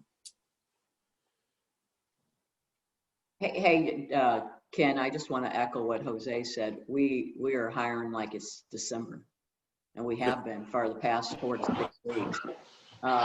We usually don't see this spike, but we've seen a spike over the last 8 weeks, and it hasn't trended down, even with people getting back slowly. Oh, yeah, and so there's certain companies are being affected drastically, and certain companies that are going the other way, scrambling to hire as many people as they can. I'll stick with Romaine here then, because someone asked, and it was one of the poll questions, and you can talk about this a little bit more. Do you feel that cargo is going to move more to ocean rather than air cargo? And you can talk sort of broadly about what you guys see, and again, how long do you see it lasting? Hey, Ken, great question, or whoever asked the question out in the audience. It's starting to right now. Most companies have spent their freight, their air freight budget. They've blown it. So they're looking for different means. I think the steamliners, the technology's gotten better on the steamliners. There's different products being offered out there. So I think you're going to see a drastic shift. We're seeing it right now. Even with the PPE equipment, we're starting to move it via steamliners. And so you're going to see some more demand on that. I think you're going to see some price increases on the steamliners, but we're seeing it as we speak. and Asia coming to the U.S. and Asia coming to Europe. We also are looking at different products, and I'm sure other companies, as Jose and Bill and everyone alluded to. We're putting rail now from China to Europe because there's no capacity with the air. And that's anywhere from 14 to 18 days. We move it out of China into Poland and then feed our network into Europe. The other thing we have developed is a preferred LCL, what we say a preferred low carrier product, that you don't have to take a full container, you take a partial container, and then we induct it into our network. And that turnaround is anywhere from 20 to 21 days. You pay a little more per kilo, but it's an option when you don't have air or you don't have the finances to move it via air. Okay, great. And when we talked earlier, Romaine, you mentioned with the passenger cargo, the belly cargo capacity way down, it was having an enormous effect on the cost of the charters, the all cargo airline. Let me give you an example of how much it's increased. So a 747 freighter at high times, round trip would be about $400,000. People were paying $1.8 million. Now it's gone down dramatically. It's stabilizing now about anywhere from 800,000 to $1 million. But just think of that. A year ago, even high times is 400,000, and now what the price is, because there's no capacity. Okay, let me switch gears. I've got a question for JP, and it followed up on his discussion regarding a potential pharma hub at or near MIA. Who would own it and who would operate it? The cost of improvement will be substantial, and any developer or landlord wants a single tenant to pay the rent over a 5+ year period. Or do you envision such a facility being built and owned by government, maybe operated privately? What do you think of that, JP? How's that going to work? Yeah, that's a very good question here. You know, it's funny because one of the best pharma hub is with UPS, you know, Romaine, you know, you Yep. see that, you know, I wasn't going to jump in, but I'll absolutely. You should see their hub. You know, it's amazing. It's if you want to see all these pharma company, you just walk there. And in fact, I'm using it because most of our customers are pharma company. And when we design packaging and everything for them, UPS at their facility in Louisville, they implement that packaging for them, you know. So I think that, you know, it can be interesting to see what Romaine has to say about the hub in Miami, about pharma or something like that, because, you know, at one point it has to be one leading that, and all these other people, you know, are helping to this thing, this aspect. You know, I would defend that multiple would be a nightmare, to be honest, in terms of control and everything. So I think that it has to be at one central point. What it's going to be? Is it going to be federal? Is it going to be governmental, local government, or a private company? But at this point, it has to be one-stop shop, meaning one point. And this point is going to make sure that everybody comply, because, you know, to ship pharma product, you have a lot of certification and a lot of an aspect of it, you know. And this is what we do all the time. We do auditing, we do certification, we do qualification. That's the reason why I'm saying is that it's better to start right now, because it takes time to get all this thing set together, you know. I always said that, and when we have a new customer in the pharma industry, you know, when we design all their packaging for them, we know that they're going to stick at least 2 years with us, because all the process that has to be done, you know, you don't want to change every month for that. So I would say that it has to be one point, and this point is going to be in charge of all the people to comply with all that were related to the pharma. But I think that the example of Louisville, you know, their pharma hub at UPS, it's fantastic. And, you know, I would steal the idea if it's not UPS doing it in Miami. Okay, Romaine, did you want to jump in on that, or enough of a plug for UPS already? It's interesting that the PPE equipment's gonna pivot to pharma. There are drug companies out there racing to either to control the virus, to make the vaccine, and we have calls all next week on how we're going to start moving this pharma from around the world. And in Louisville, we do have temperature controlled facilities, and JP hit on it. it's not as easy as opening a pharma building as you think. There's a lot of certifications. You have the FDA involved, and you have to. The most important thing is compliance. The end. So it's been one of our strategic imperatives is the healthcare and the pharma business. Okay. Jose, I've got a question for you and anybody else who wants to jump in. As it relates to the unemployment numbers, how much will automation increase over the next 3 years that will likely depress job creation? Well, I think, Ken, that's one of the questions of the day, right? And so I think it's clearly automation is key. Automation is needed. You're going to see more productivity and more profitability through automation, and technology is a key component in the expansion of this economy as we go forward. But it will lead to job loss in the short term. Keep in mind the numbers I stated before. In the last business cycle, we lost 300-something thousand jobs in retail and wholesale due to the Amazon effect, but we gained over 1.2 million during the same period in different industries. So I think that's the key here, is creativity, innovation, and especially on the small business side where these companies have to adapt and adopt these new technologies, diffuse them through the system, become more productive, and then I think those workers will find other jobs in other sectors where people didn't think there was an opportunity. Something will pop up, and we've talked a lot about these innovative ideas, and there are a host of others that are out there. The key is adapting to the emerging reality, which is this contactless economy, focus on automation, working from home, these new trends that while we may revert to the mean in some way and go back to big cities and all that, I don't think we're going to go back exactly to where we were before, and the model is changing. So I think there's tremendous amounts of opportunity, and the technology will enable those opportunities. But it will cost jobs in some sectors, that are not productive. So I'll continue with you and then sort of segue to Bill, let you both sort of take a crack at this.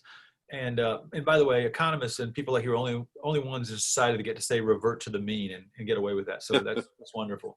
But the question is for you, the effect of the China trade war, does that play into global economic growth, U.S. growth? Is it factored in any way, or is it just too small to have a significant impact? And then for Bill, after you hear the answer, the question would be, because this is one of the questions, how long will the trade war with China last, and what would change the direction of that trade war? So Jose first. Okay, I think, Ken, that the China trade war, as it's being labeled, is I don't think it's a battle. I think it's a war, and I agree that I think it's going to last a long time, and it definitely had an effect on growth, had an effect on prices. I talked to numerous clients all over the country who were talking about not the first round of tariff hikes, but the second one, and how it had an effect, material effect on pricing and demand. And so, yes, I think the old David Ricardo model of, let people make what they make better and then you trade with them, right? Competitive advantage kind of stuff, that still works. But I think as you look at the changing world of technology and the desire to make sure that we are secure in our supply chain, as somebody said on this call, it's not a matter of what's the most efficient, but security to some degree. I think you're going to see that shift, and that trade war with China is going to factor that into that in a major way. So I don't think that's going to change. I think, in fact, it may even get worse as we go forward here.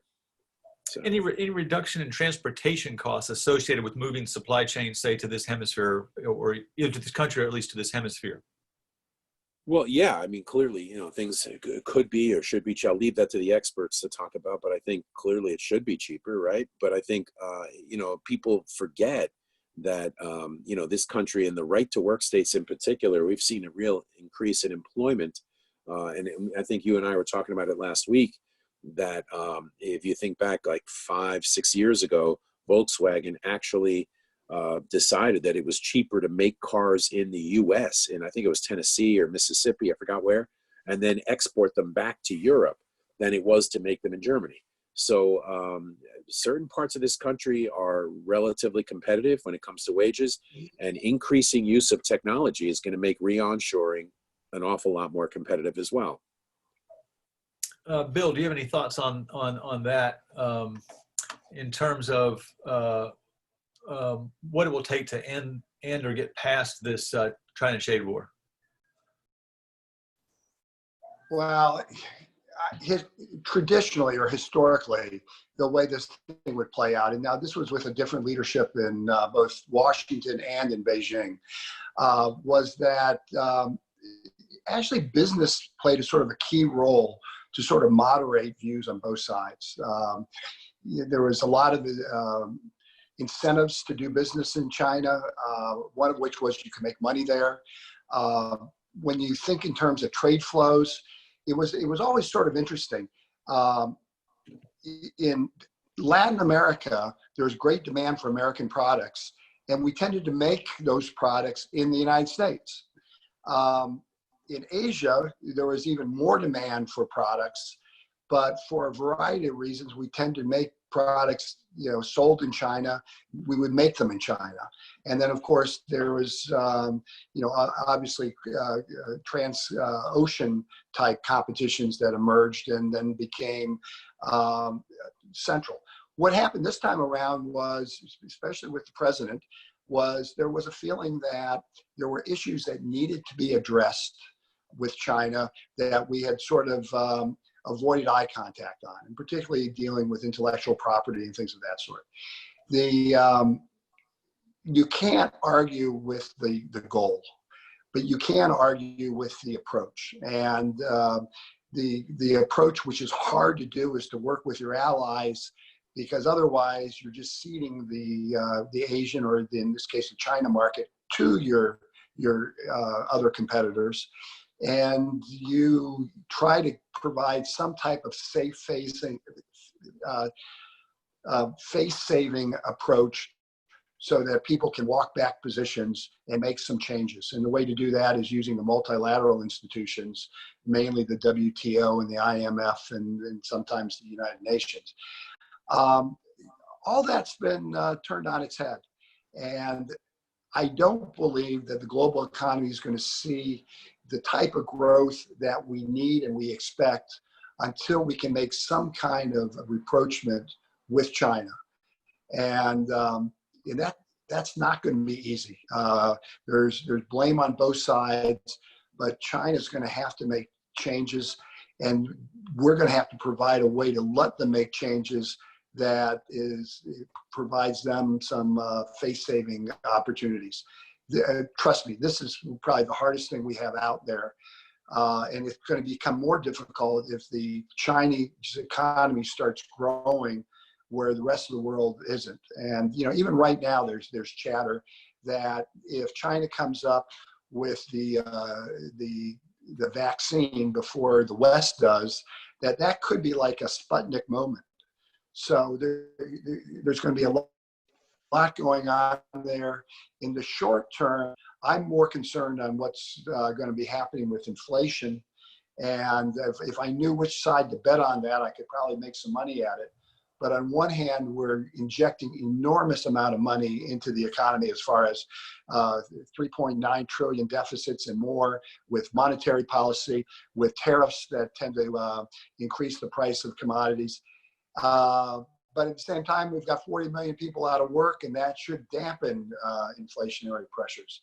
These are really unique times, and if ever we need leadership, and I know this is like impossible to even say and keep a straight face, bipartisan leadership, it's now. And Jose, I don't know if you want to jump in with that reference to inflation, and maybe people are curious about what you think about inflation, near term, short term, mid-term. Yeah, the two inflation killers over the last 25 years since the fall of the Berlin Wall have been the globalization story, and we've seen that billions of people became capitalists overnight, and that's been a big driver of lower prices and lower wages and slower growing wages. And secondly has been technology, which has displaced jobs with machines and software and robots. And I think you're going to continue to see that. That will, I think, will grow exponentially over the next 3 to 5 years, the use of automation and logistics and all that. So that's going to help improve productivity.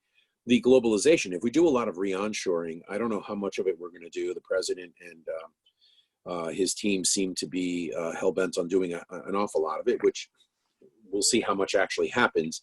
But I think you could see an effect on prices. But keep in mind, I remember, I'm old enough to remember when the capacity utilization number was a very important number because it told you there were bottlenecks in the system, whatever that means, because there are no bottlenecks in the system anymore, it seems, right? Other than when we reach these peak capacity levels that was talked about before.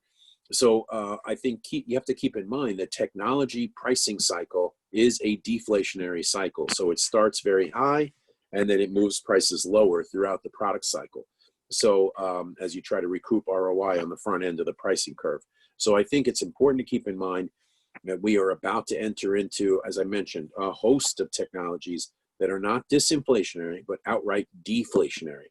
And that's going to be one of the big issues we have as we go forward.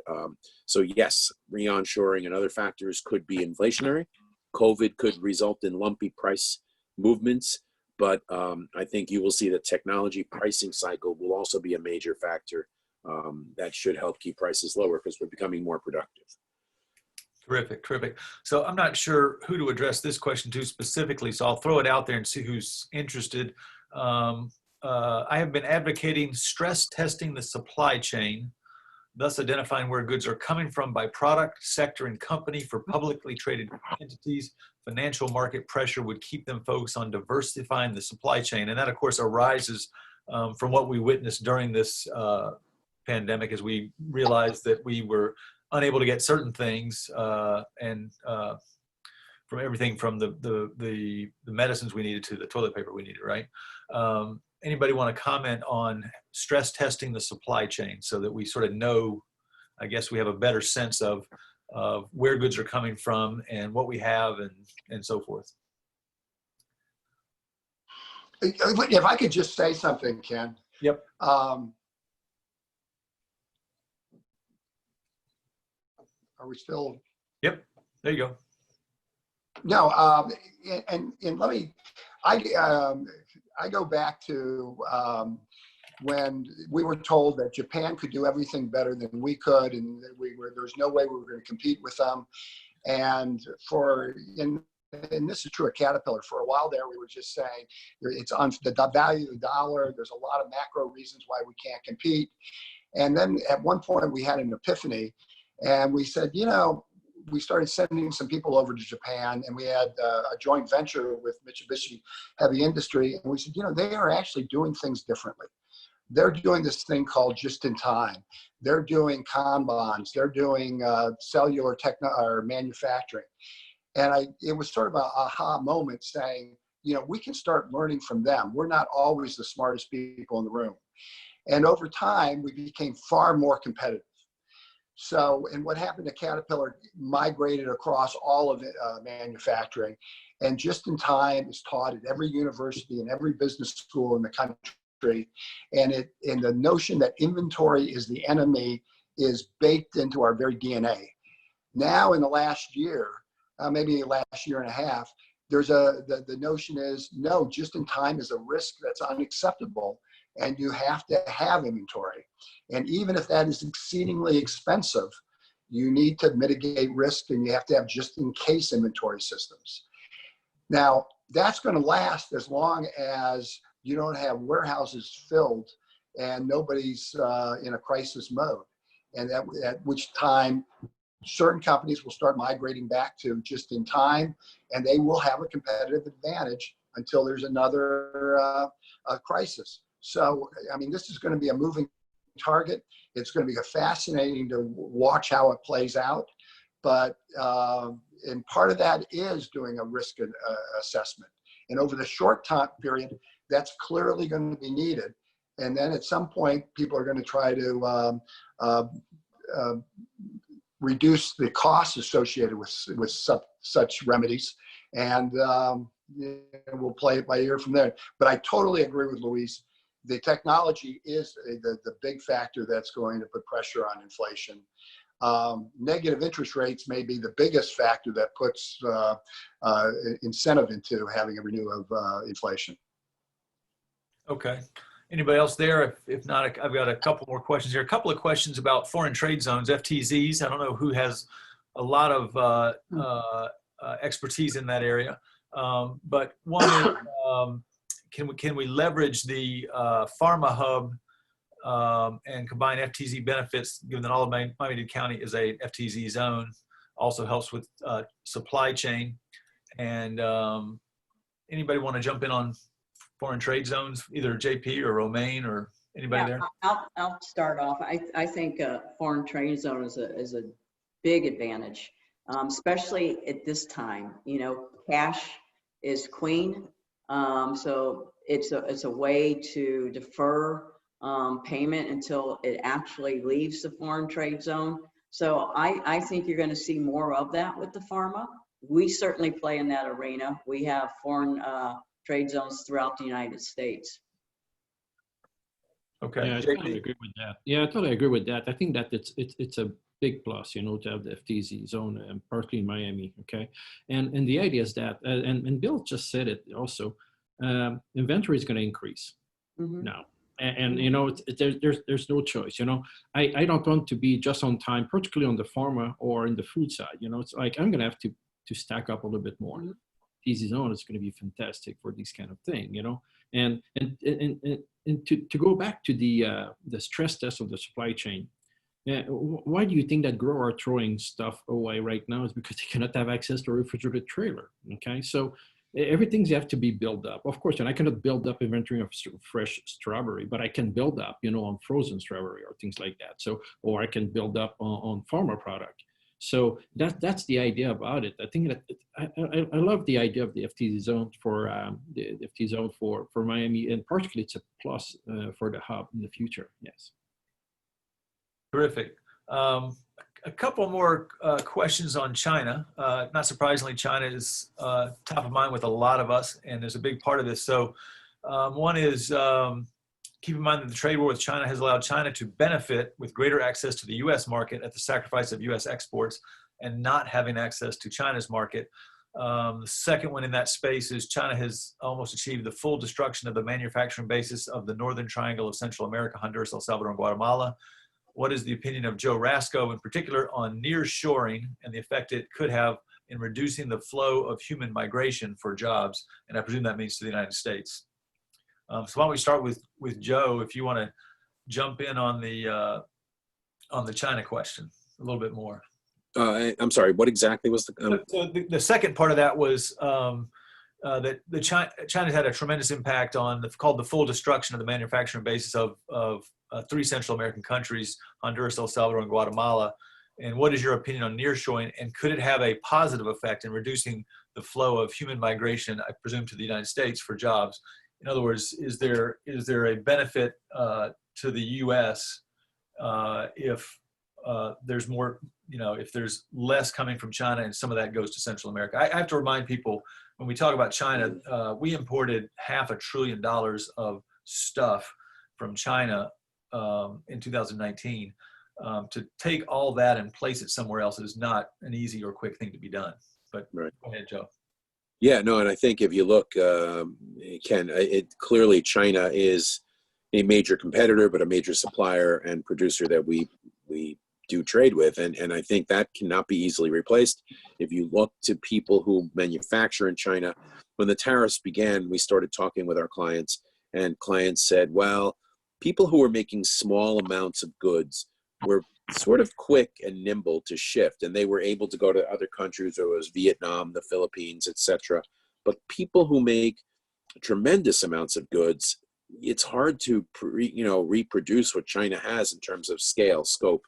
So if you're making a lot of stuff, hard to leave China because they have the factories and the supply chain built in to help you do that in quick order.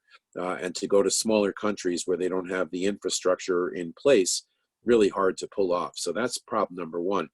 If you move some of these facilities to other countries like Mexico or other countries in Central and South America, you know, if you look at the auto business, for example, and you go to places like León or Aguascalientes, which are in the central part of Mexico, you can see what those factories have done. So they've increased employment, and I've done a good deal of work in that region where we have gone, the bank has gone there because the number of people who are clients and the number of people who have steady jobs and are accumulating incomes is reasonably good. So I think, and especially as was mentioned before with the new agreement between the U.S., Canada, and Mexico, auto wages do increase at a reasonable rate over the next couple of years. So especially if you look at the auto example, clearly creating jobs in Central and South America helps the region, and it should help with the migratory problem that we're seeing. And I think it's going to be clearly needed, because if you look at, again, I hate to sound like the guy who only talks about one thing, but technology again, if you look at technology in agriculture, you're seeing that the old photo or the old painting of the farmer with his pitchfork standing next to his wife is an anachronism. I mean, the farmer today is standing there with an iPad, because you have drones and robotics and all kinds of hydroponics, the technology that's out there for making food. You really, in the next couple of years, you're going to see that picking grapes off the vine is not really going to be a job that people are going to be able to apply for, because technology is going to displace them even there. So these migratory patterns will become more severe unless we find ways to boost employment in country in Central and South America. Absolutely. So yeah, I think it should be a positive if it continues. And don't forget, Ken, one final point, Mexican labor rates are actually below and have been below those of China for many years now. So it's actually a more competitive place in terms of labor based on the ILO's data for, I think, 3 to 5 years. So. And as many of you know, if you've heard me speak before, you've read in my columns, one result of the trade war is that Mexico is now the United States' top trade partner, not China. So it has had an impact. Bill, did you want to add anything in this discussion on, let's say hypothetically it's the day after the inauguration, and I won't say if it's the second term of President Trump or the first of Joe Biden or somebody we can't even imagine has come in, but let's just say hypothetically they've called you and they've said, Bill, we'd like you to be USTR, and so what's your advice on China? I'm the new president, or it's my second term, and what's your advice on China? What would you tell them, Bill? Well, my advice would start with our allies, and I would get all of these workarounds that we did in order to put tariffs on everything, like I said, from nails to whiskey. I think I brought up whiskey now 3 times, but I think whiskey is important because the first rebellion in this country had to do with whiskey. So it's something in the states that handled the pandemic the worst were the ones that shut down the liquor stores. So there is a element of truth there, but we've got to mend fences with our allies as soon as possible. I was on a speaking gig for 2 years, and the thing that came up probably the most sincerely was not every family, but in many families, they helped us out in Afghanistan. And the notion that whether it was a German family or a Canadian family or UK, that we then said that you are a national security threat to our country, just it was insulting. And we've got some fences to mend as far as our allies are concerned and our major trading partners. To me, that would be the first step in any kind of confrontation with China. And then the second part of that is we've got to get some reasonable expectations on things that could be accomplished in a 2-year period that will demonstrate that if we're working with China, both sides are winners. And that a lot of that deals with legitimate complaints that we've had for a long time that we've looked the other way on, primarily dealing with intellectual property. But the other thing, that there needs to be a recognition that the thing that hurts exporters the most is if you get labeled as an unreliable supplier.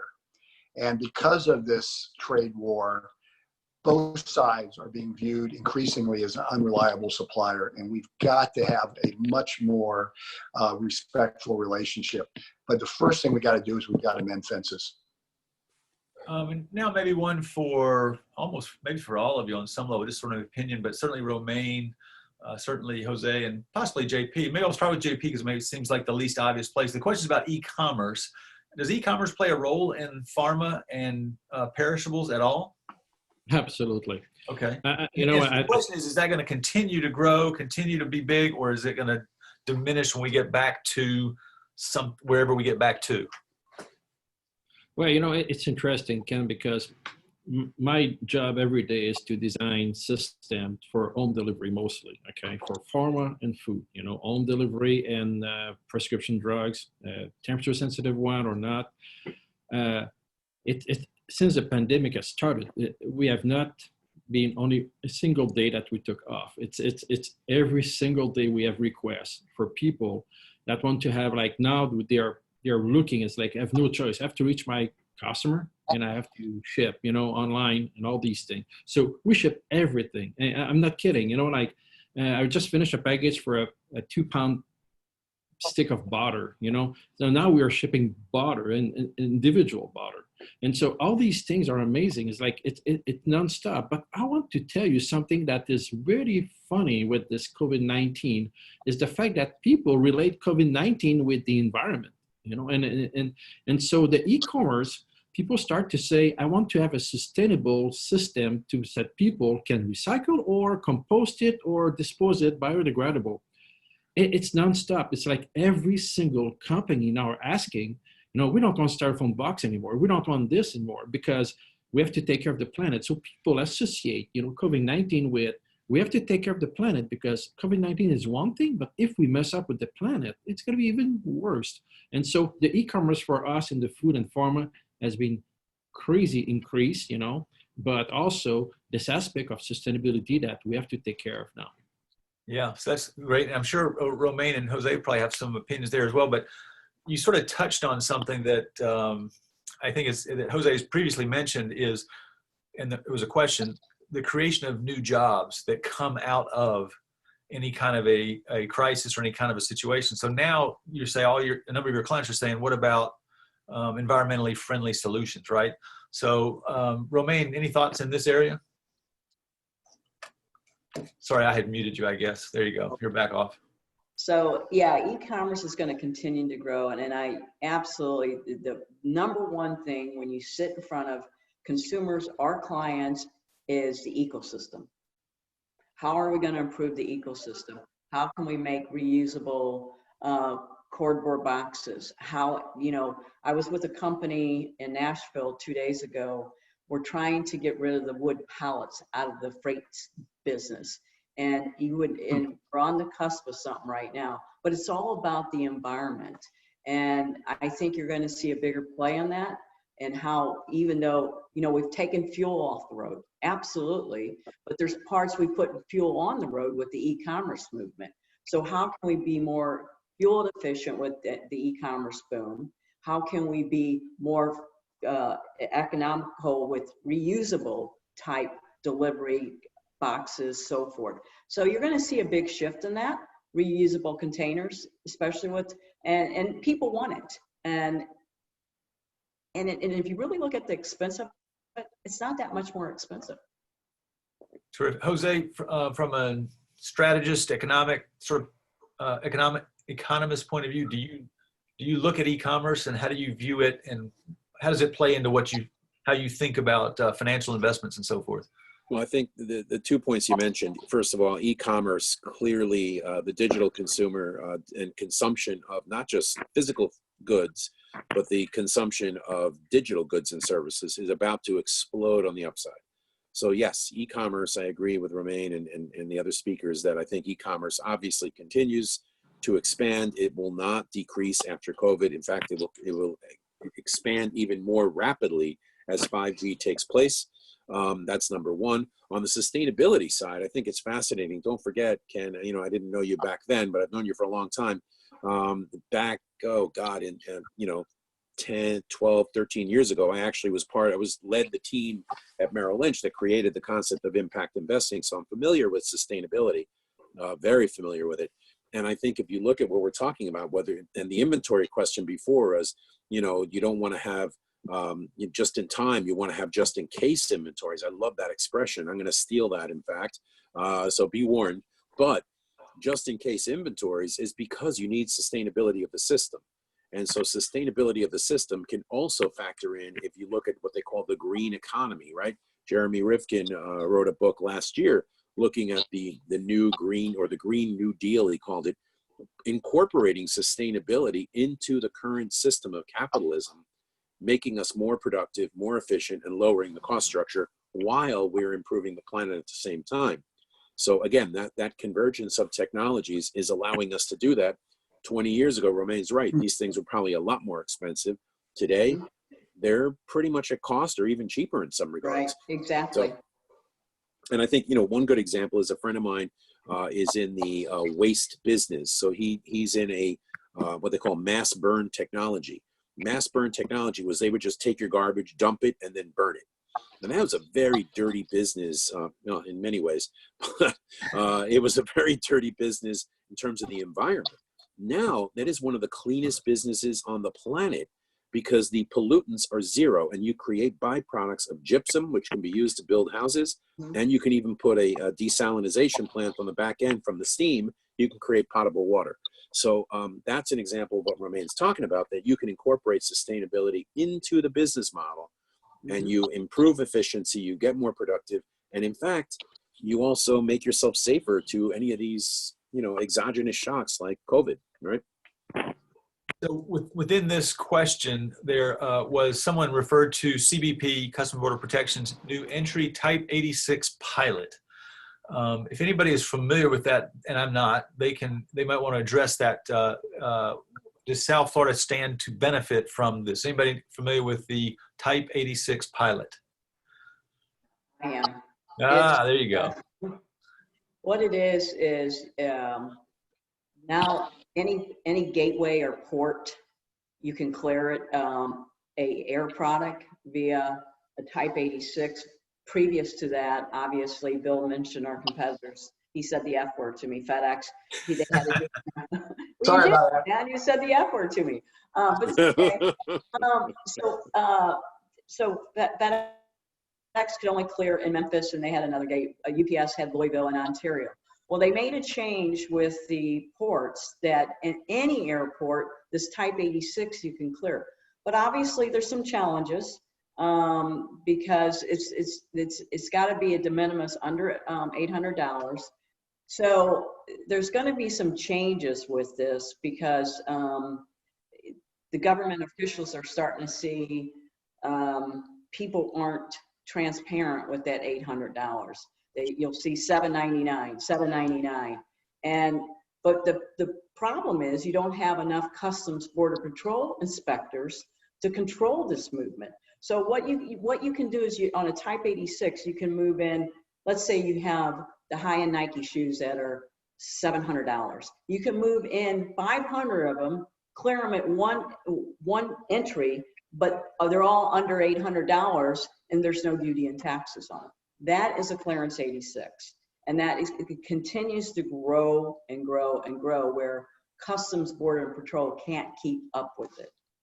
There you go. Okay, so here's one for perhaps for Bill. Did you want to jump in? Was somebody going to jump in? No. One for, I guess, maybe JP or anybody who wants to, maybe Romaine too. Do the panelists envision a link between sea and air developing more than it is? The seaport and airport is very near to each other in Miami and certainly adjacent in Fort Lauderdale. Is there a real value to this for cargo, commerce, et cetera? Who wants to, JP or Romaine, maybe? Yeah, I can very quick say it. It's essential, to be honest. And I'm going to tell you why. It's because we have been doing that. We done something like shipping to container, from South America to Panama. And after that, use the belly of the plane that were from tourists that had nothing in it and just shipping, for low cost. But you have to understand that there's different kind of type of pharma product. You have the generic drug and the other drug. The generic drug costs not a lot, and you don't want to ship too much at very expensive cost. So we have customers in the generic industry that went from air to ocean. We even converted into 5,000 sea shipment per year container rather than air only. So you can have a great link and be beneficial for that. Absolutely. Okay, and I tell you what, we've got just a couple of minutes. Let me try to sneak in this last question. It's going to be a different question. Can anybody comment on opportunities in light of the U.S.-UK trade discussions and agreement? Anybody have any thoughts on U.S.-UK? Is it about whiskey? That's what I was going to say. I was going to say, hey, Bill, what about the scotch coming in? Yeah. Man, what is your favorite brand? So I'm not sure Well, that's what the questioner Well, had. let me Go ahead. just say, the negotiations are moving. They've got a sense of urgency.